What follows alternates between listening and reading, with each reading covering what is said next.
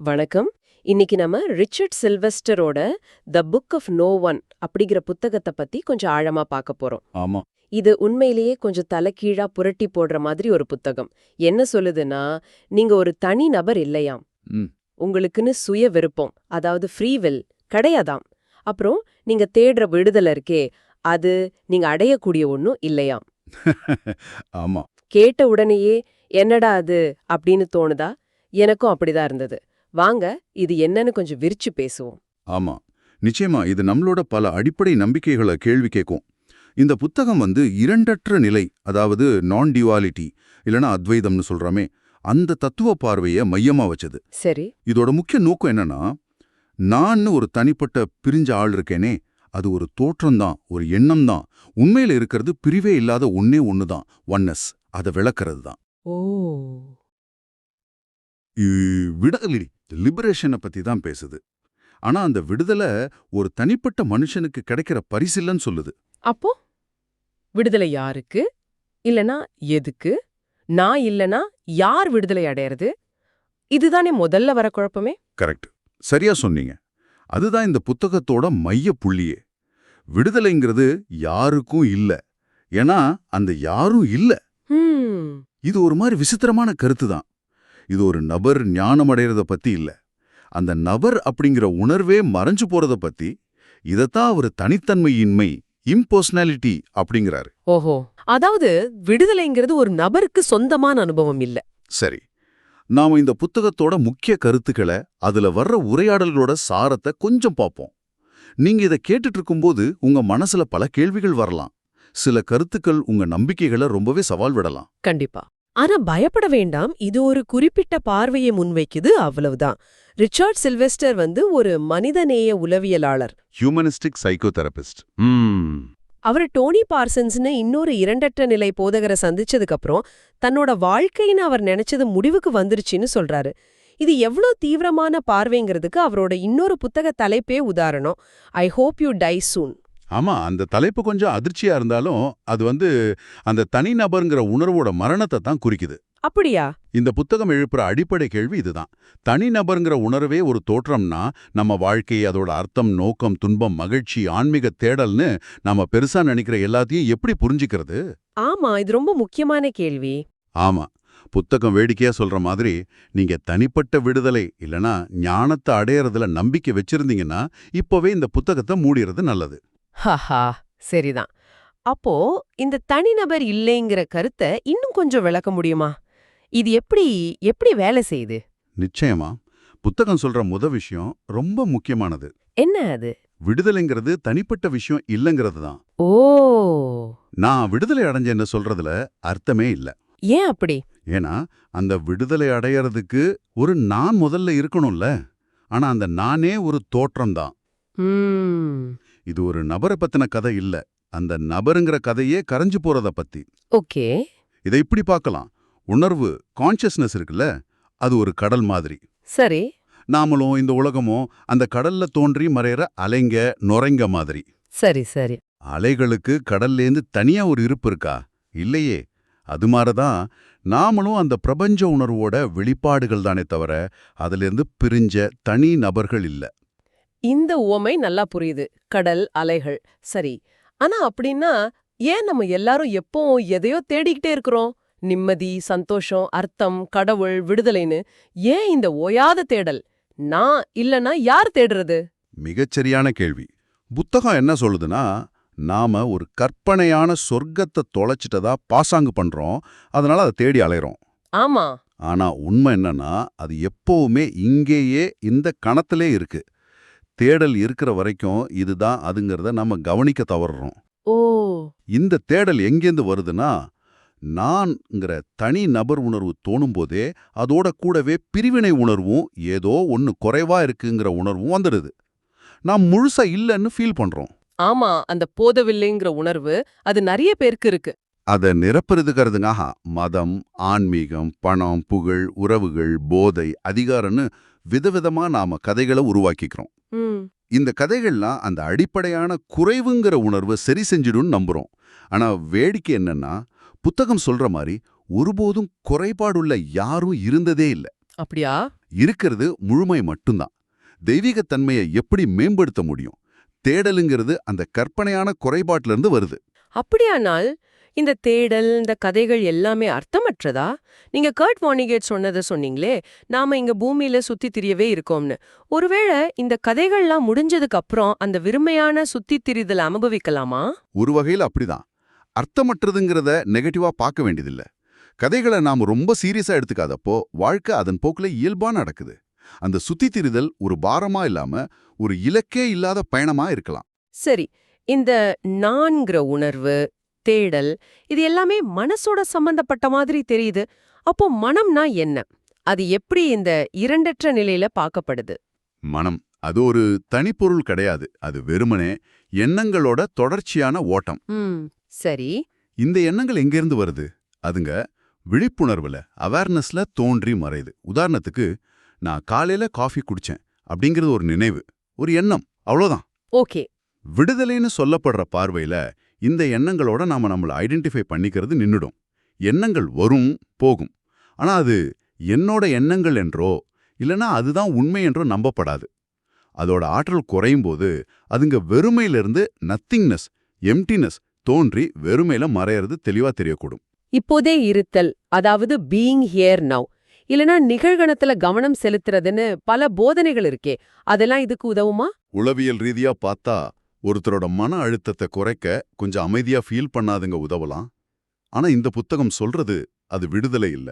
ஏன்? ஏன்னா நிகழ்கணத்துல இருக்க யாராலையும் தேர்வு செய்ய முடியாது. அந்த இருத்தல்ங்கிறது இயல்பா நடக்கணும், ஒரு முயற்சியோட பலனா அடையறதில்ல.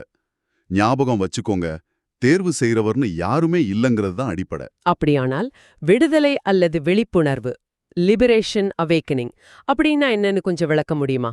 அது ஒரு அனுபவமா இல்ல வேற ஏதாவதா? இது ஒரு முக்கியமான கேள்வி. புத்தகம் ரொம்ப தெளிவா சொல்லுது, இது ஒரு அனுபவம் இல்ல. இல்லையா? ஆமா, ஏன்னா அனுபவிக்கிறதுக்குன்னு ஒரு தனி நபர் இல்ல.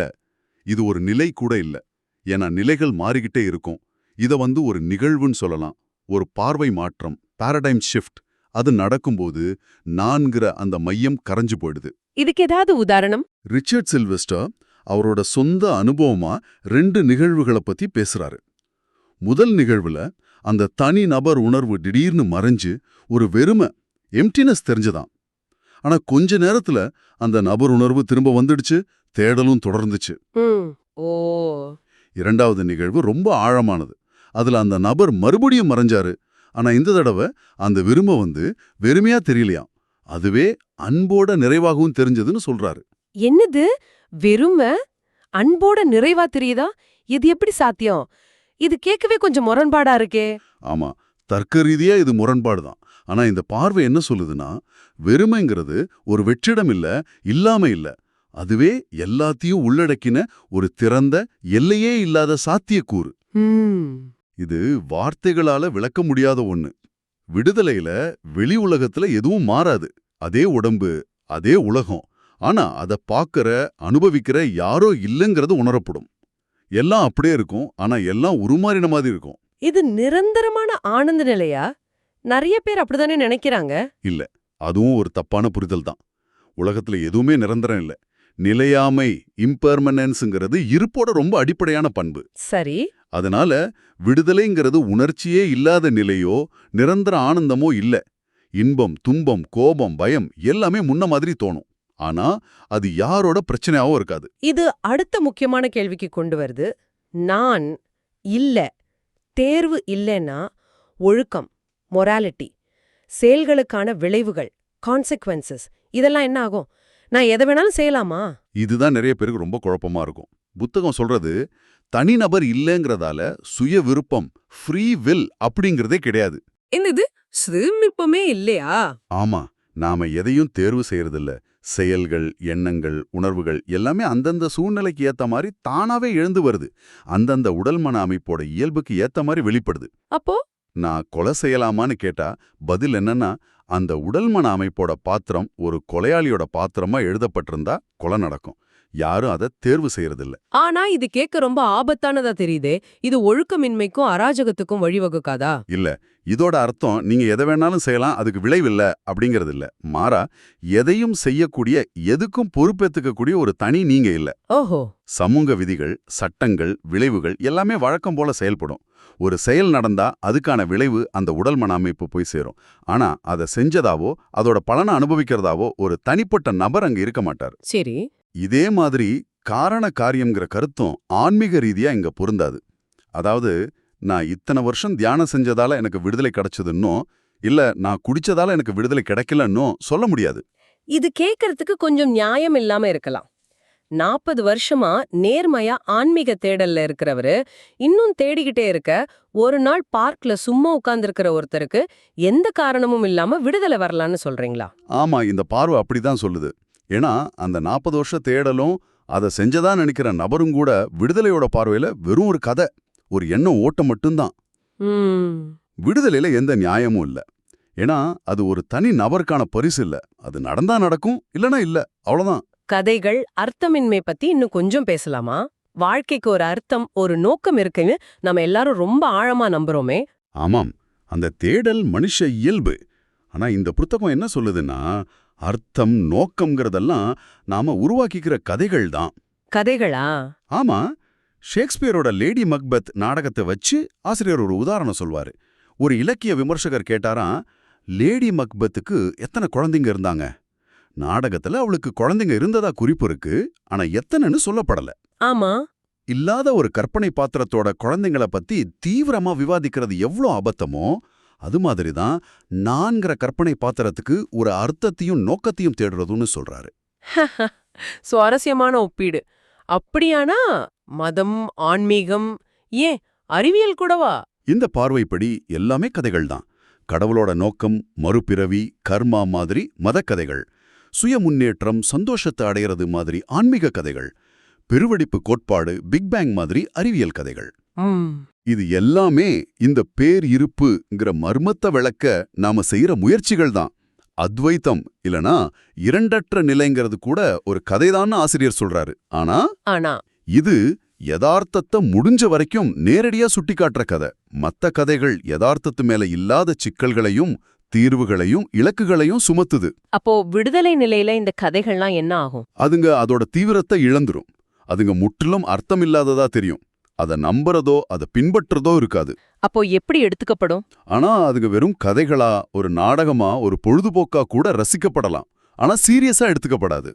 இதனாலதான் புத்தகம் ஒரு மகா மந்திரத்தை முன்வைக்குது. Helpless, hopeless and meaningless. என்னது? உதவியற்ற, நம்பிக்கையற்ற, அர்த்தமற்ற நிலையா? இது கேட்கவே ரொம்ப கஷ்டமா இருக்கே. இதை யார் விரும்புவா? யாரும் விரும்ப மாட்டாங்க. அதை அடையவும் முடியாது. ஏன்னா அடையத்தான் யாரும் இல்லையே. ஆமா. இது ஒரு நிலை இல்ல, இது ஒரு புரிதல். நான்கிற உணர்வு இல்லாதப்ப உதவி தேவைப்படுற யாரும் இல்ல, நம்பிக்கை வைக்க யாரும் இல்ல, அர்த்தத்தை தேட யாரும் இல்ல. இருக்கிறது என்னவோ அது அப்படியே இருக்கு. சரி, உடல் பத்தி என்ன சொல்லுது இந்த பார்வை? உடல் ஒரு தடையா? வலி, துன்பம் மாதிரி உணர்வுகள் என்னவாகும்? உடல் ஒரு தடை இல்ல, விடுதலையில உடல் அப்படியே தான் இருக்கும். ஆனா சுருக்கம்னு சொல்றோமே, அந்த பிரிவினை உணர்வு, அந்த அசுரக்ஷித் உணர்வு, நான்கிற மையத்தை காப்பாற்றிக்கணுங்கிற அது இறுக்கம், அது மறைஞ்சிடலாம். ஓ. அதே சமயம் இருப்பிடம்னு சொல்லப்படுற இந்த உணர்வு, இந்த குறிப்பிட்ட உடல் மன அமைப்புல இருக்கிற மாதிரி ஒரு உணர்வு, அது மரணம் வரைக்கும் தொடரும். அப்போ வலி, துன்பம்லாம்? வலி, துன்பம் மாதிரி உணர்வுகள் நிச்சயமா இருக்கும். பசி, தாகம், நோயெல்லாம் வரும். ஆனா அதை நான் அனுபவிக்கிறேன்னு ஒரு தனிநபர் உணர்வு இருக்காது. தலைவலிங்கிறது தலைவலியாவே இருக்கும். அது எனக்கு வந்த தலைவலியா இருக்காது. இதெல்லாம் இருக்குமா? நிச்சயமா இருக்கும். உண்மையில நரம்பியல் குறைபாடுகள், அதாவது தேவையில்லாத கவலை, பழக்கமான எரிச்சல், தாழ்வு மனப்பான்மை, இதெல்லாம் குறையும் போது இயற்கையான உண்மையான உணர்வுகள், கோபம், பயம், துக்கம், சந்தோஷம் இன்னும் தீவிரமா, தூய்மையா உணரப்படலான்னு ரிச்சர்ட் சொல்றாரு. அப்படியா? ஆமா, எரிச்சலுக்கு பதிலா உண்மையான கோபம் வரலாம். தேவையில்லாத கவலைக்கு பதிலா உண்மையான பயம் வரலாம். இது நிரந்தரமான அமைதியோ ஆனந்த நிலையோ இல்ல. துட்ஜோம் ரின்போஷேன்னு ஒரு திபெத்தி குரு சொன்ன மாதிரி, ஒரு சிறந்த யோகிக்கு கூட துயரமும் சந்தோஷமும் முன்ன மாதிரி தான் எழும். சரி, இந்த பார்வை பத்தி வேற என்ன பொதுவான தப்பான புரிதல்கள் இருக்கு? நிறையா இருக்கு. முதல்ல, இது சூனியவாதம் இல்ல. அதாவது எல்லாம் அர்த்தம் இல்லாதது, அதனால என்ன வேணாலும் செய்யலான்னு சொல்றதில்ல. ஓகே. இது தன்னிலைவாதம் இல்ல. அதாவது நான் மட்டும்தான் இருக்கேன், மத்ததெல்லாம் என் கற்பனைன்னு சொல்றதும் இல்ல. இது சொல்றது நான்கிறதே இல்லன்னு. சரி, வேற. ரெண்டாவதா, ரமணர் நிசர்கதத்தா மகாராஜ் மாதிரி விடுதலை அடைஞ்சதா நாம நினைக்கிற ஞானிகள் எப்பவும் ஆனந்தத்துல அமைதியில இருந்தாங்கங்கிறது நாம உருவாக்கிக்கிற கதை. அவங்களோட போதனைகளை பார்த்தா இது புரியும். அவங்க வாழ்க்கையிலயும் சவால்கள், உடல் கஷ்டங்கள் இருந்துச்சு. சந்தோஷத்தை பத்தியும் ஏதோ சொன்னீங்களே? ஆமா, சந்தோஷம்ங்கிறது வேற, விடுதலைங்கிறது வேற. அது ரெண்டும் சம்பந்தம் இல்லாதது. சந்தோஷம்ங்கிறது மனசை சார்ந்து வர்ற ஒரு நிலை, அது வரும் போகும். விடுதலை அடைஞ்சா நிரந்தர சந்தோஷம் கிடைக்குங்கிறதும் ஒரு கதை தான். மத்தேயு ரிகார்ட்னு உலகத்தோட சந்தோஷமான மனுஷர்னு சொல்லப்படுறவரை பத்தி குறிப்பிடும்போது ரிச்சர்ட் சொல்றாரு, இந்த சந்தோஷத்தை தேடுற வெறியே இன்னொரு விதமான ஒடுக்குமுறையா மாறலான்னு. சரி சரி. அடுத்ததா, ரொம்ப ரொம்ப முக்கியமான தப்பான புரிதல். ஏதோ ஒரு டெக்னிக் மூலமா, ஒரு பயிற்சி மூலமா இதை அடைய முடியும்னு நம்புறது. ரமணரோட சுய விசாரணை மாதிரி முறைகள் கூடவா? சுய விசாரணை மாதிரி முறைகள் நான் யாருன்னு கேட்கும்போது அந்த நானுங்களதோட உண்மையற்ற தன்மையை ஒருத்தருக்கு அறிவுபூர்வமா புரிய வைக்க உதவலாம். ஒருத்தரை விடுதலை பத்தின ஆழமான புரிதலுக்கு கொண்டு போகலாம். ஆனா அதுவே விடுதலையை தந்துராது. ஓ, அப்போ எப்படி? விடுதலைங்கிறது எந்த செயலினாலையும் முயற்சினாலையும் வர்றதில்ல. அது தானா காரணமே இல்லாம நடக்கிறது. கடைசியா, ஆன்மீகவாதிகள், மீடியம்ஸ், மறுபிறவி, கர்மா, தேவதைகள், வேற்றுக்கிரகவாசிகள்னு நாம கேட்கிற கதைகள் எல்லாமே தோற்றங்கள் தான். செத்துப்போன ஆன்டிமேபிள் கிட்ட பேசுறதா நம்புறது மனசுக்கு ஆறுதல் தரலாம். ஆனா அதுங்க மனசோட கற்பனைகள், யதார்த்தம் இல்லைன்னு சொல்லுது இந்த பார்வை. இவ்வளவு தூரம் பேசிட்டோம். கடைசி இதோட சாராம்சம் என்ன? அந்த எளிமையான ரகசியம் என்ன? ரகசியம் என்னன்னா, ரகசியம்னு ஒண்ணுமே இல்லையா? இல்லவே இல்ல. நாம தேடுற பதில் வெளியே ஒரு மெர்சிடிஸ் கார்லயோ இல்ல ஒரு குருவோட கால்லயோ இல்ல. அது உள்ள சக்கரங்களை சுத்தப்படுத்துறதுலயோ குண்டலினி எழுப்புறதுலயோ இல்ல. ஏன்னா ரகசியம் இதுதான். வெளியேனோ உள்ளேனோ ஒண்ணுமே இல்ல. அப்ப என்ன இருக்கு? இருக்கிறது ஒண்ணே ஒண்ணுதான். அதுதான் அந்த வெறுமை. எம்ப்டினஸ். ஆனா நம்ம முன்னாடியே பேசின மாதிரி இது நெகட்டிவான வெறுமை இல்ல. இதுவே அன்போட நிறைவாகவும் இருக்கு. Fullness which is love. வெறுமையும் முழுமையும் ஒண்ணுதான். இது தர்க்கத்துக்கு அப்பாற்பட்டது, முரண்பாடா தோணும். ஆனா இதுதான் அந்த பார்வை.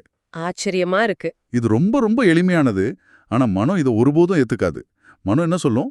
இதுவா இருக்க முடியாது, இது ரொம்ப சாதாரணமா இருக்கே, இன்னும் ஏதோ ஸ்பெஷலா இருக்கணும் அப்படின்னு சொல்லும். ஆனா உண்மை என்ன? உண்மை என்னன்னா, எல்லாம் ஏற்கனவே இதுவா தான் இருக்கு. இந்த கணம், இந்த ஏற்பு, இதுவே போதுமானது. இதுவே ஒரு அற்புதம். ஜன்னலுக்கு வெளியே தெரியற அந்த ஐவி கொடி சுவர்ல படறது ஒரு அற்புதம். வசந்த காலத்துல செர்ரி பூ பூக்கிறது ஒரு அற்புதம். இத பார்க்க, இத உணர வேற எதுவும் தேவையில்லை. எந்த தேடலும் தேவையில்லை. ஆக the book of no one நம்மள ஒரு ஆழமான, ஒருவேளை கொஞ்சம் அசௌகரியமான கேள்விக்கு முன்னாடி நிறுத்துது. நீங்க ஒரு தனி நபருங்கிற உணர்வு வெறும் தோற்றமா இருந்தா, உங்களோட தேடல்கள், நீங்க வாழ்க்கைக்கு கொடுக்கிற அர்த்தங்கள், உங்க நோக்கங்கள், உங்க ஆன்மீக முயற்சிகள் இதெல்லாம் என்ன ஆகும்? ஆமா, ரிச்சர்ட் சில்வெஸ்டர் சொல்ற மாதிரி இது ஒரு தனிப்பட்ட அடைதல் இல்ல, மாறா அந்த தனி நபர்ங்கிற உணர்வே மறைஞ்சு போறது. இதோட முக்கிய செய்தி இதுதான். விடுதலைங்கிறது நீங்க அடையக்கூடிய ஒன்னும் இல்ல. ஏன்னா அதை அடையக்கூடிய நீங்கன்னு ஒன்னு இல்ல. எந்த டெக்னிக்கும், எந்த முயற்சியும், எந்த பாதையும், எந்த குருவும் இதுக்கு உதவ முடியாது. தியானம் செஞ்சாலோ, மந்திரம் சொன்னாலோ, புண்ணிய ஸ்தலங்களுக்கு போனாலோ இது கிடைக்காது.